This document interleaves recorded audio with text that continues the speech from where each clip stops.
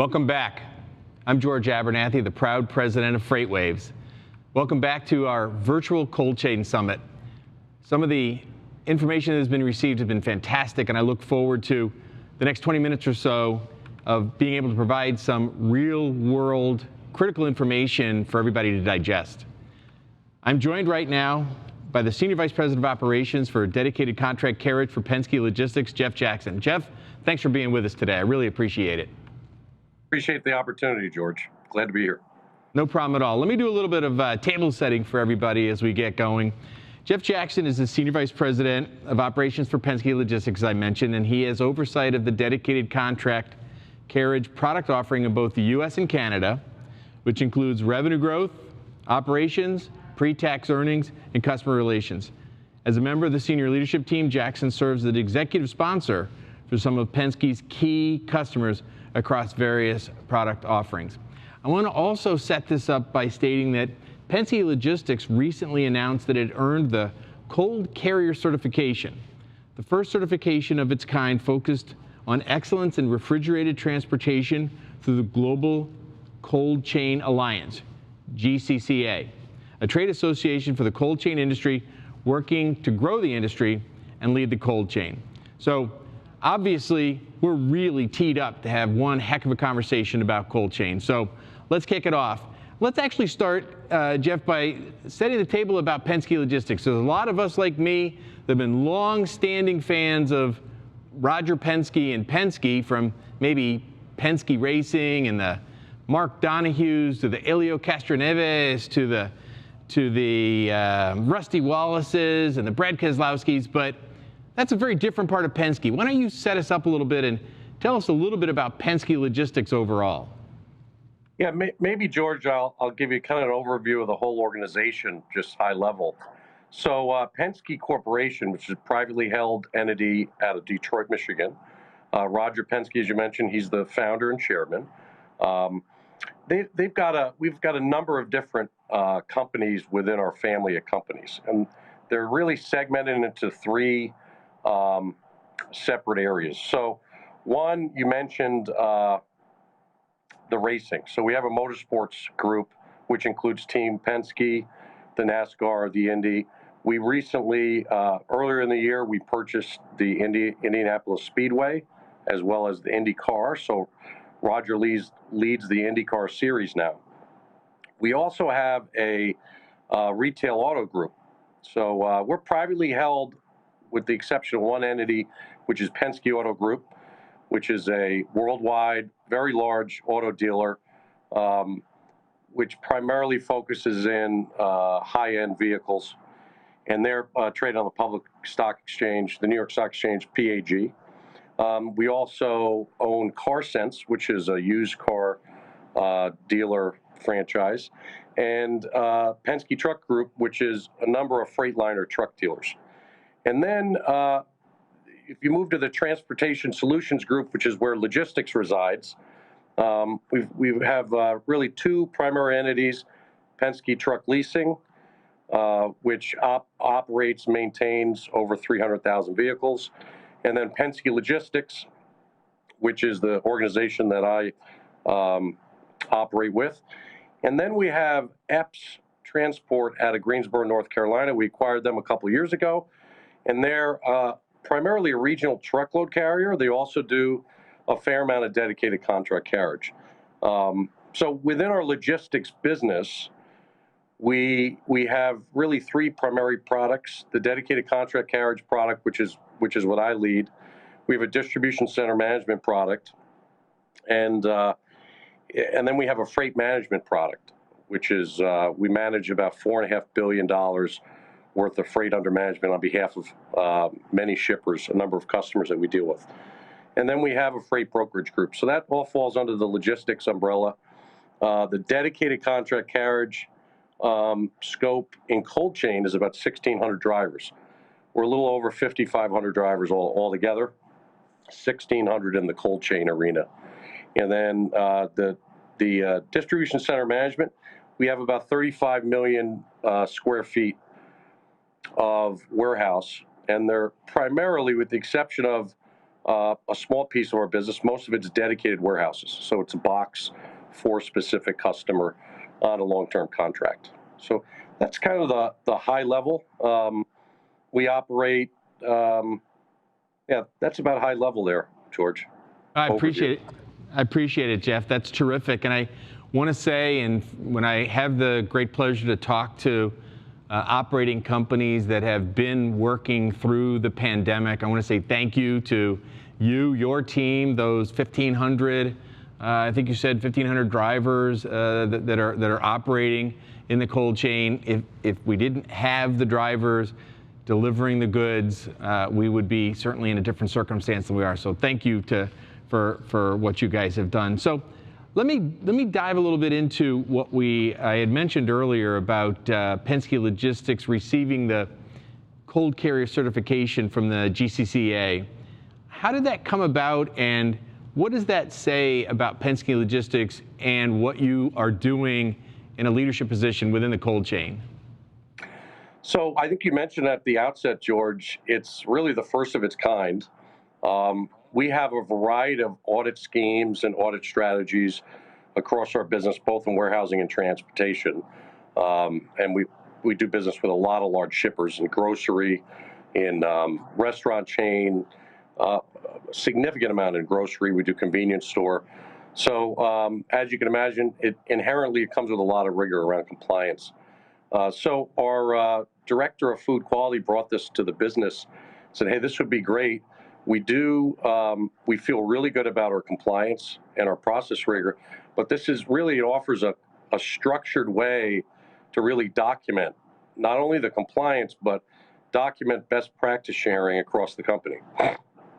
So we applied for the certification, and then each one of our operators who operate a cold chain operation, the lead operator at each location had to take a test.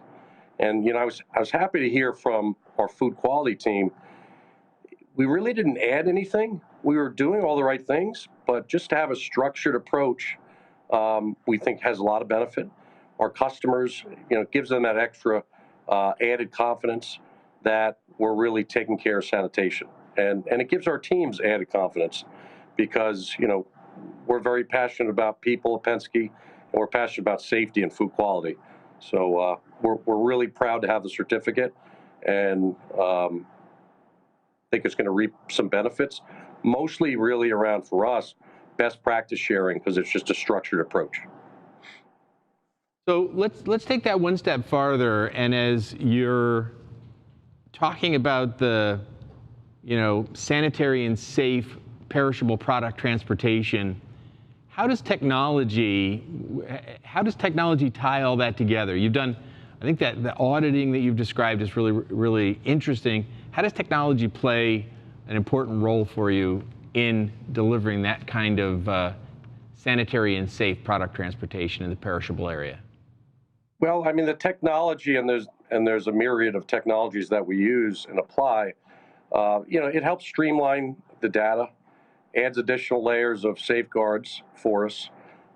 We utilize on our trailers and straight trucks, we use iBright, which is a monitoring system, which helps with a variety of things to really, really support the sanitization efforts and food safety. And then in our warehouses, we have a third party monitoring our refrigeration units and such. So we feel we have a real high confidence level that the technology backs up really the tactical execution of the team.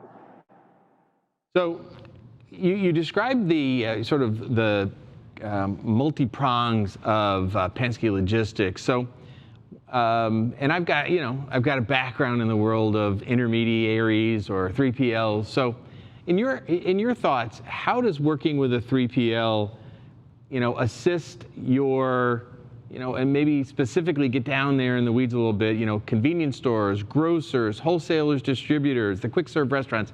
How does working with a 3PL or an intermediary serve that particular customer group so well? So a variety of different reasons, and some we spoke to, technology, of course.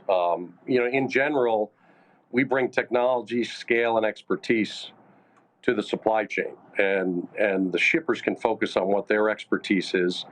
When you look at a convenience store, their really whole world revolves around the customer, the shopper, and they rely on 3PLs to get in there. And the other thing they focus on is floor space. So how can we be creative to be just in time, to limit the storage, limit the freezers or slacking in the store, to open up the floor space for their team, their customers. A few other things when you look at technology. At Penske, our technology strategy is we have a foundational platforms that we operate from, and then we build extension apps around them. So in our transportation business, our dispatch platform is Oracle, Oracle Fleet Manager, and then we build customized apps around the technology. So one quick, just always a nice story I like to say, a grocer that we deliver milk for, if you ever remember in college, these milk crates were everywhere, right? And I was at the plant when we started the operation up, and the plant manager, I said, what keeps you up at night? He said, well, tonight I'm out of crate. I'm going to be out of crates because they don't come back from the store. So simple as that. We created an app for the drivers, and we started doing crate inventory while we delivered the crates at the stores. And it turns out most of the milk cartons were in the back of the grocery store in the parking lot half the time. So something as simple as that, just to customize the technology, really helps quite a bit. That's really good. Yeah, it's a neat story I like to share. And ironically, we were at a startup, and our lead project manager was in a Hampton Inn with one of those milk crates, using it for a file cabinet. So I told him to get it over to the plant manager because he was running low. So the other thing, and no surprise, the driver shortage keeps everyone up at night. And so shippers are increasingly coming to 3PLs for that scale and the expertise. And a couple of things we did just as recently as over the past year that really have transformed our approach is we centralized our driver hiring. So where we used to have recruiters, they're really more like sales associates now. We use a CRM platform, and when applicants come in, we treat them like a lead.